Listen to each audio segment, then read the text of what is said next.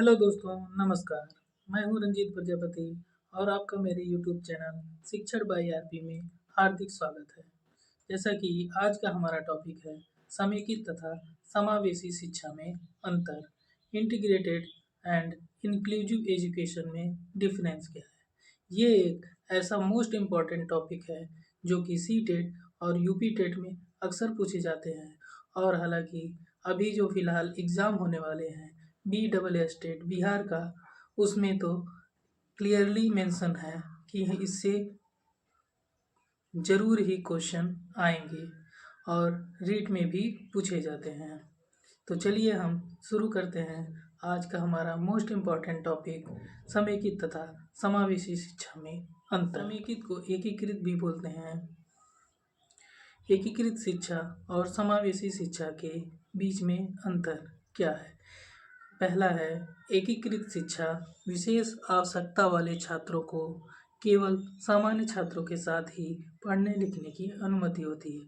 अर्थात एकीकृत शिक्षा जैसे स्कूल में हमें विशेष आवश्यकता वाले अर्थात दिव्यांग छात्रों को केवल सामान्य छात्रों के साथ ओनली केवल पढ़ने लिखने की व्यवस्था होती है। उनके लिए और कोई सुविधा नहीं होती है कि जैसे उनके लिए TLM की ज़रूरत हो, उनके लिए प्रशिक्षित शिक्षक हों, ऐसा कोई नहीं होता है। केवल उनको पढ़ने लिखने की ही अनुमति होती है। जबकि समावेशी शिक्षा में आपस में पढ़ने की अनुमति के साथ साथ विशेष सुविधाएं भी प्रदान की जाती है। मतलब आप समझ ही चुके होंगे कि उसके साथ विशेष सुविधाएं मतलब उनके साथ TLM और विशेष शिक्षण प्रशिक्षण वाले टीचर भी उपलब्ध होंगे। उनके लिए ऐसा वातावरण होगा, विशेष सुविधाएं कि ताकि वो पढ़ने में उनको असुविधा ना हो।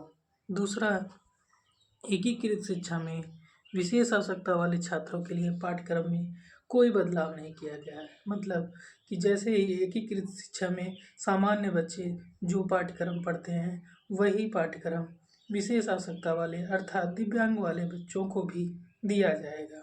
दूसरी ओर समावेशी शिक्षा प्रणाली में पाठ्यक्रम में बदलाव किए जाते हैं ताकि विशेष आवश्यकता वाले छात्रों को मदद मिले, साथ ही सामान्य छात्रों को कोई नुकसान न हो। अर्थात समावेशी शिक्षा एक ऐसी शिक्षा है जिसमें विशेष आवश्यकता वाले बच्चों के साथ उनके पाठ्यक्रम में उन्हीं के अनुसार पाठ्यक्रम दिया जाए ताकि उनको सीखने में कोई प्रॉब्लम ना हो, किसी भी समस्या का सामना ना करना पड़े और सामान्य छात्रों को कोई नुकसान भी ना हो। मतलब कि वो अपना पाठ्यक्रम पढ़ें और वो अपना पाठ्यक्रम अपने अनुसार पढ़ें। आगे देखते हैं हम तीसरा, जहाँ एकीकृत शिक्षा शिक्षक केंद्रित होता है वहीं समावेशी शिक्षा छात्र केंद्रित होता है। मतलब कि एकीकृत शिक्षा में शिक्षक अपने अनुसार पढ़ाता है, वहीं समावेशी शिक्षा में छात्र के अनुसार देख करके कि छात्र किस लेवल का है। जैसे दिव्यांग छात्र होते हैं तो उनका लेवल किस तरीके से है, उनका पाठ्यक्रम उन्हीं के अनुसार चेंज करके उन्हीं के अनुसार पढ़ाया जाए। ठीक है। चौथा, एकीकृत शिक्षा में विशेष आवश्यकता वाले छात्रों को पढ़ाने के लिए प्रशिक्षित शिक्षक नहीं होते हैं।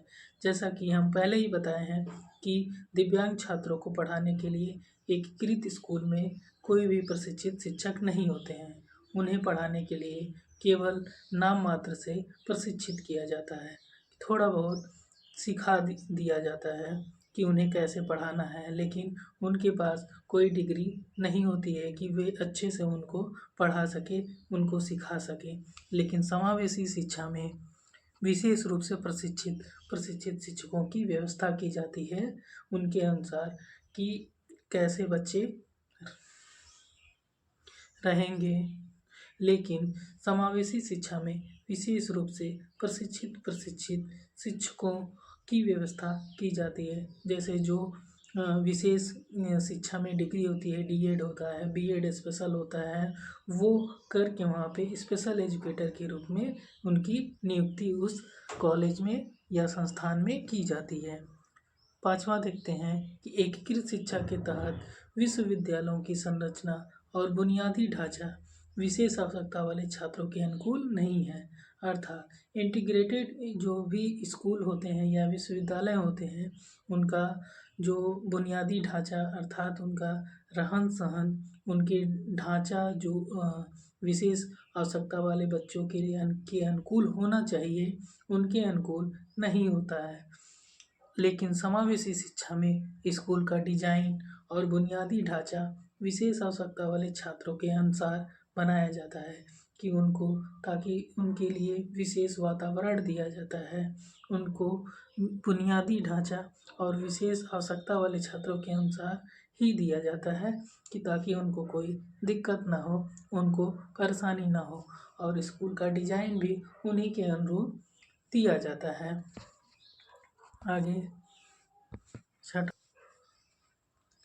एकीकृत शिक्षा में डॉक्टरों और मनोवैज्ञानिकों की व्यवस्था नहीं है, अर्थात वहाँ पे विशेष आवश्यकता वाले बच्चों को अगर कोई ज़रूरत पड़ जाती है तो उनके लिए उनके स्पेशलिस्ट डॉक्टर या साइकोलॉजिस्ट की कोई व्यवस्था नहीं होती है। लेकिन समावेशी शिक्षा में ऐसा नहीं है, वहाँ पे डॉक्टर या साइकोलॉजिस्ट अवेलेबल होते हैं।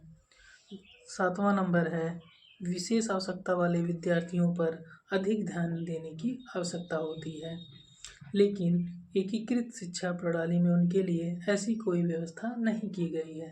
अर्थात इंटीग्रेटेड स्कूल में ऐसी कोई व्यवस्था नहीं होती कि उनको अलग रूप से किसी को देखभाल के लिए रखा गया हो या ऐसा कोई व्यवस्था वहाँ पर एकीकृत शिक्षा में नहीं की गया है। लेकिन समावेशी शिक्षा में प्रणाली में छात्रों को ज़रूरतों को ध्यान में रखकर कि उनको किस चीज़ की ज़रूरत कब पड़ेगी, इन सब को ध्यान में रख कर के उनको शिक्षा दी जाती है। 8वां देखते हैं एकीकृत शिक्षा प्रणाली में प्रशिक्षित शिक्षकों के अभाव में छात्रों को प्रभावी शिक्षा नहीं मिल पाती है। अर्थात इंटीग्रेटेड स्कूल जो होते हैं उसमें स्पेशल एजुकेटर शिक्षक नहीं होते हैं, जिससे उनको अच्छी शिक्षा नहीं मिल पाती है। केवल नाम मात्र से ही वो स्कूल में पढ़ते हैं, लेकिन उन्हें जिस अनुभव या वातावरण, जिस माहौल का ज़रूरत होता है वो नहीं मिल पाता है। लेकिन समावेशी शिक्षा में प्रशिक्षित शिक्षकों द्वारा प्रभावी ढंग से पढ़ाया जाता है, अर्थात उनके लिए अलग से नियुक्ति होती है कि विशेष आवश्यकता वाले बच्चों को पढ़ाया जा सके। उनको उस तरीके से उनके जैसे एचआई बच्चे हैं तो उनको साइन लैंग्वेज के द्वारा टीच किया जाए, और एमआर बच्चे हैं मतलब मेंटल रिटार्डेशन बच्चे हैं, मानसिक मंद बच्चे हैं, जिनको उनके अनुसार उनके स्पेशल एजुकेटर के द्वारा शिक्षा दिया जाए। आगे एकीकृत शिक्षा प्रदान करने वाले स्कूलों में स्कूल की संरचना छात्रों के अनुकूल नहीं होती है। जो एकीकृत स्कूल होते हैं उनमें विशेष आवश्यकता वाले बच्चों को ध्यान में रख कर के उनकी स्कूलों की संरचना या स्कूल की बनावट उनके अनुसार नहीं होती है कि उनको कब किस चीज़ की ज़रूरत हो, उनको ध्यान नहीं दिया जाता है, जिसके कारण उन्हें बहुत सारी समस्याओं का सामना करना पड़ता है। यदि आपको मेरे द्वारा दी गई जानकारी अच्छी लगी हो तो लाइक करें, शेयर करें और कमेंट करना ना भूलें। धन्यवाद। आपका दिन शुभ रहे।